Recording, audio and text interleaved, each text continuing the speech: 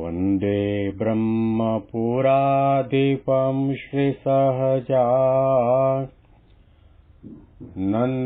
च मूलाक्षरम् श्रेयस्कारणसद्गुणैकनिलयम् श्रीप्रागजिह्वावत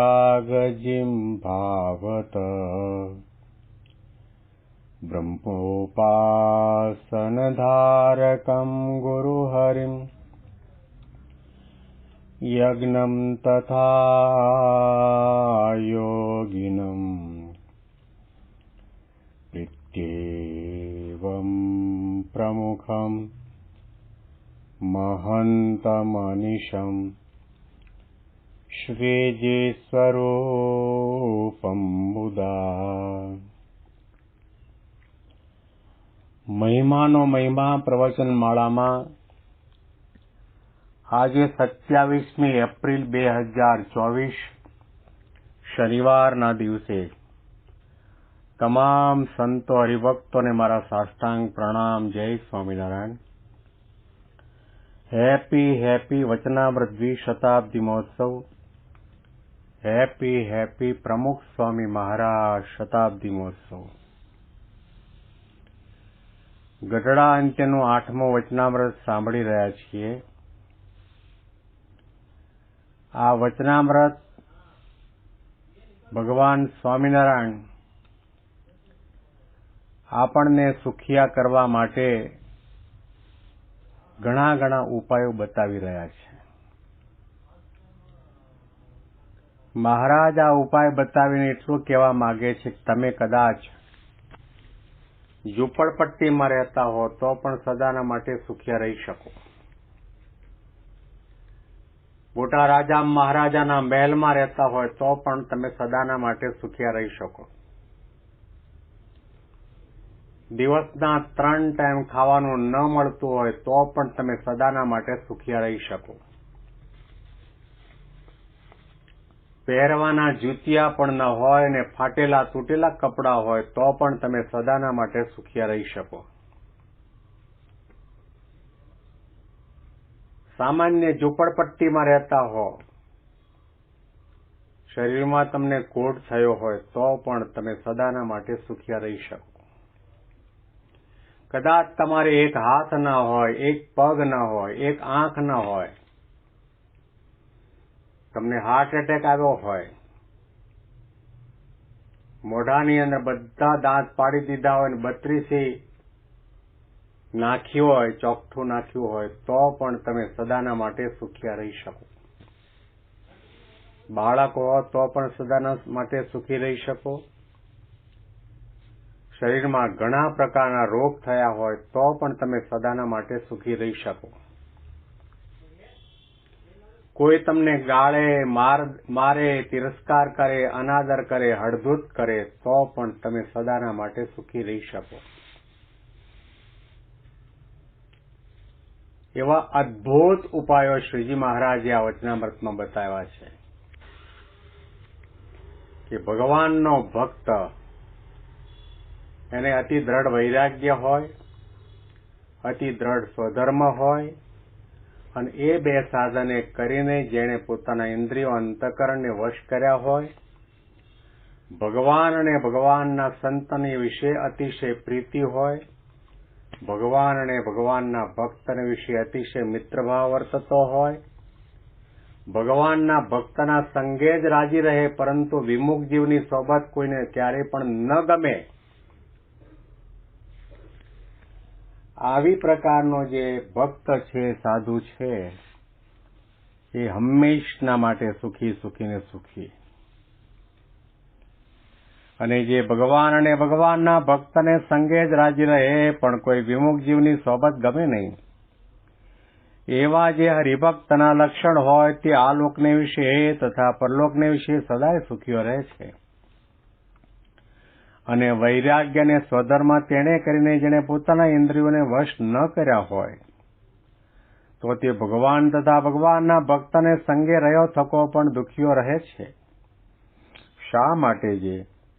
જેણે પોતાના ઇન્દ્રિયો ન જીત્યા હોય તેને કોઈ ઠેકાણે સુખ થાય નહીં અને ભગવાનની ભક્તિ કરતો હોય તો પણ જ્યારે ઇન્દ્રિયો વિષયમાં તણાઈ જાય ત્યારે તે હરિભક્તના હૃદયમાં અતિ દુઃખ થાય છે. માટે સર્વ પોતાના ઇન્દ્રિયોને જીતીને વશ કરે તે સદાય સુખીઓ રહે છે. મહારાજે આ બધા ઉપાયો બતાવ્યા અને ઉપાયો બતાવ્યા પછી પણ મહારાજે કહ્યું કે જેણે પોતાના ઇન્દ્રિયોને વશ ન કર્યા હોય, ભગવાન ભેળો રહેતો હોય અને ભગવાનના ધારક સંતની ભેગો રહેતો હોય તો પણ એ હંમેશના માટે દુખ્યો રહેવાનો. કારણ કે ઇન્દ્રિયોને વશ નથી કર્યા તો પછી ધારો કે એને રસના ઇન્દ્રિયને કાબુમાં નથી લીધી અને સાક્ષાત ભગવાનના ધારક સંતના દર્શન, પૂજાના દર્શન, કથા વાર્તાના દર્શન, અમૃતવાણીનું પાન કરવાનો લાભ પણ સભામાં બેઠા બેઠા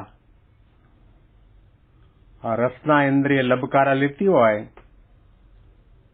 ભલે બેઠો હોય પરંતુ એનું મન રસોડા તરફ જાય, બટાટાવડા તળાતા હોય ને ભજીયા તળાતા હોય ને એની સુગંધ આવતી હોય, ક્યારે પૂરું કરે ને ક્યારે જમવા ભેગા થઈએ આવા પ્રકારના વિચાર આવે ભગવાનનો અને ભગવાન જેવા સંતના દર્શનનું, કથા વાર્તાનું સુખ લઈ ન શકે અને કદાચ સભા લાંબી ચાલી અને નીચે બટાટાવડા ખાવાની લાલચે દોડતો દોડતો જાય પણ બટાટાવડા પીરસાઈ ગયા હોય, ખાલી થઈ ગયા હોય એટલે કેવો ધોખો થાય, કેટલું બધું દુઃખ થાય. આટલો 2 કલાક સાક્ષાત ભગવાનના ધારક સંતના દર્શન કર્યા, અમૃતવાણીનો લાભ લીધો, એ બધો લાભ બધો ભૂસાઈ જાય, બાષ્પીભવન થઈ જાય. બાકી ભગવાનનું સુખ લીધું હોય પછી એને દુનિયાના સુખ મળે કે ન મળે. જેવી રીતે પર્વતભાઈ અગત્યાથી ભગવાન સ્વામિનારાયણનો સમાગમ કરવા માટે ગઢપુરમાં આવ્યા, એમણે કોઈ આશા અપેક્ષા ન રાખી કે મને સારો ઉતારો મળે, 3 ટાઈમ જમવાનું મળે, સવારના ચા પાણી નાસ્તો મળે, ગાદી ગાદલા ઓશિકા મળે, એવો કોઈ પ્રકારની અપેક્ષા આશા ન રાખી. 8 દિવસ થયા અને મહારાજ જમવા માટે બિરાજમાન થયા હતા અને તે વખતે પર્વતભાઈ દૂર ઉભા ઉભા મહારાજના દર્શન કરતા હતા. મહારાજે પર્વતભાઈને કહ્યું, પર્વતભાઈ તમે જમ્યા? તો પર્વતભાઈને ખબર હતી કે જમ્યા તો છીએ જ નહીં આટલા દિવસથી આવ્યા પછી. કે ના મહારાજ અમારી ચિંતા ન કરો, અમે જમી લીધું. પણ મહારાજ તો આમય અંતર્યામી ને બાકી તમે આવો ગોળ ગોળ જવાબ આપો ને એટલે બુદ્ધિશાળી માણસ તરત એના જવાબો પરથી પકડી પાડે કે આ ખોટું બોલે છે. મહારાજે કહ્યું સાચું કહી દો. ત્યારે મૂળજી બ્રહ્મચારીએ કહ્યું મહારાજ એ તો અહીંયા દરબારગઢમાં ઉતર્યા છે એટલે લાડુબાજી ઉભા જમાડતા હશે. મહારાજે મૂળજી બ્રહ્મચારીને કહ્યું તમે નથી જમાડતા? કે ના મહારાજ એ તો દરબારગઢમાં ઉતર્યા લાડુબાજી ઉભા જમાડતા હશે. કે જાઓ દરબારગઢમાં જઈને લાડુબાજી ઉભાને પૂછી જુઓ કે એમને જમાડો છો કે નહીં. તો લાડુબાજી ઉભાએ જવાબ આપ્યો કે પર્વતભાઈ તો અખંડ મહારાજના દર્શન કરવા માટે પાછળ પાછળ ફરતા હોય છે એટલા માટે અમને એમ કે મૂળજી બ્રહ્મચારી જમાડતા હશે. મહારાજે પૂછ્યું શું કર્યું તમે આટલા દિવસ સુધી ક્યાંય અહીંયા નહીં જમાડ્યા? પર્વતભાઈએ કહ્યું કે હું ગામમાંથી 2 આનાના 2-5 કિલો દાળિયા લઈ આવ્યો છું. ભૂખ લાગે ત્યારે થાકી જાઉં પછી ઉપરથી લોટો ભરીને પાણી પી લઉં એટલે ભૂખ સંતોષાઈ જાય. 8 દિવસ સુધી જમવાનું ન મળ્યું તો પણ દરબારમાં કોઈનો અભાવ ના આવ્યો, મૂળજી બ્રહ્મચારીનો અભાવ નહીં, લાડુબા જીવબાનો અભાવ નહીં, અથવા તો મહારાજનો અભાવ પણ નહીં કે મહારાજે એને પૂછ્યું પણ નહીં. કારણ કે એમણે ભગવાન સહજાનંદ સ્વામીનો મહિમા જાણ્યો હતો અને સમાગમ કરવા માટે પોતે આવ્યા હતા. એટલા માટે મહારાજે કહ્યું કે જેણે પોતાના ઇન્દ્રિયો અંતઃકરણને વશ ન કર્યા હોય આત્મજ્ઞાન સિદ્ધ ન કર્યું હોય, જગતના નાશવંતપણાનું અનુસંધાન ન હોય, મોઢામાં નાખ્યા પછી ગળા નીચે ઉતર્યા પછી પાછલા દ્વારથી બહાર જ નીકળે છે, આવું સાંખ્ય જ્ઞાન વિચાર્યું ન હોય તો ભગવાનની ભેળો રહેતો હોય, ભગવાનના ઢોલિયાની બાજુમાં જ બેસી જતો હોય, પગચંપી કરતો હોય તો પણ એને દુઃખ ન મટે. સુખી થવા માટે તો ભગવાનનું સુખ અને જગતના સુખનું પરિમાણ કરવાની જરૂર છે કે અનંત અનંત જન્મથી આ જીવાત્માએ કેટલા કેટલા દેહ ધાર્યા અને બધા દેહ ધાર્યા ત્યારે આપણે પૂરણપુરી પણ ખાધી ને બદામ પિસ્તા પણ ખાધા ને કાજુ પણ ખાધા, ઢેબરા પણ ખાધા ને ઠોર પણ ખાધો ને આઈસ્ક્રીમ પણ ખાધો ને ઘણું ઘણું ખાધું, પણ ભગવાનના સુખના લેશ માત્ર આપણને વિચાર નથી આવ્યા. ભગવાનનું સુખ તો ક્યારે લીધું જ નથી. અને આ પ્રકૃતિ પુરુષ સુધીના તમામ રમણીય પદાર્થ અને પંચવિષયનું સુખ તો કાકવિષ્ટા તુલ્ય છે. ભગવાનના સુખની આગળ જેમ મોક્ષ ધર્મના અધ્યાયની અંદર કહ્યું કે ભગવાનના ક્ષણ માત્રના દર્શનના સુખની આગળ સ્વર્ગના સુખ છે તો કાકવિષ્ટા તુલ્ય છે, ને અનંત બ્રહ્માંડના વિષય સુખને ભેગા કરીને વારી ફેરીને નાખી દઈએ તો પણ ભગવાનના ક્ષણ માત્રના દર્શનના સુખની બરોબર ન થાય. આ પરિમાણ કરી રાખ્યું હોય તો વૈરાગ્ય એટલે આ વૈરાગ્ય, અતિ દ્રઢ વૈરાગ્ય એટલે સમજણ, વિચારને પામવાની જરૂર છે, અંતરદ્રષ્ટિ કરવાની જરૂર છે. બહુ ખાધું. પ્રમુખ સ્વામી મહારાજ કહેતા કે જ્યારથી દાંત ઉગ્યા ત્યારથી તે મરીએ ત્યાં સુધી આપણી મોઢાની ચક્કી ચાલુ ને ચાલુ ચાલુ ને ચાલુ, નવરા પડ્યા નથી. મોઢામાં આપણે ઓરે જ રાખીએ છીએ, બદામ નાખીએ ને પિસ્તા નાખીએ ને કાજુ નાખીએ ને ખારી સિંગ નાખીએ ને જે પડ્યું હાથમાં હોય તે નાખી રાખીએ. અને કેટલા મણ ઘી આપણે ખાધું તો પણ આપણી જીભડી કોઈ દાડે લપસણી થઈ કોરી કોરી, એનો કોઈ અંત આવે તેમ નથી. વિષયનો કોઈ અંત આવે તેમ નથી. મહારાજે કહ્યું પાતાળ સુધી પૃથ્વી ફાટી છે.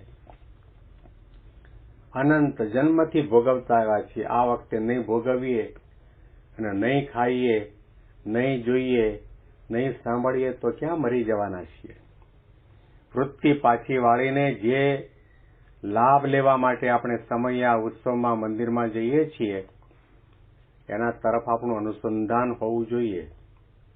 તો શ્રીજી મહારાજ આપણને આ વચનામૃતમાં સમજાવે છે કે ઇન્દ્રિયો ન જીત્યા હોય તો તેને કોઈ ઠેકાણે સુખ થાય નહીં, અને ભગવાનની ભક્તિ કરતો હોય તો પણ જ્યારે ઇન્દ્રિયો વિષયમાં તણાઈ જાય ત્યારે તે હરિભક્તના હૃદયમાં અતિ દુઃખ થાય છે. ઓહો, આટલો બધો લાભ મૂકીને હું અહીંયા તણાયો. શા માટે? સર્વે પોતાના ઇન્દ્રિયોને જીતીને વશ કરે તે જ સદાય સુખીઓ રહે છે. ઇન્દ્રિયો અંતઃકરણને જીત્યા સિવાય કોઈ પણ ભક્ત હોય, સાધુ હોય, સંન્યાસી હોય સુખને પામવાનો નહીં. આના અનુસંધાનમાં વિશેષ વાતો આપણે આવતીકાલના પ્રવચનમાં સાંભળીશું. તમામ સંતો હરિભક્તોને મારા સાષ્ટાંગ પ્રણામ. જય સ્વામિનારાયણ. જય સ્વામિનારાયણ.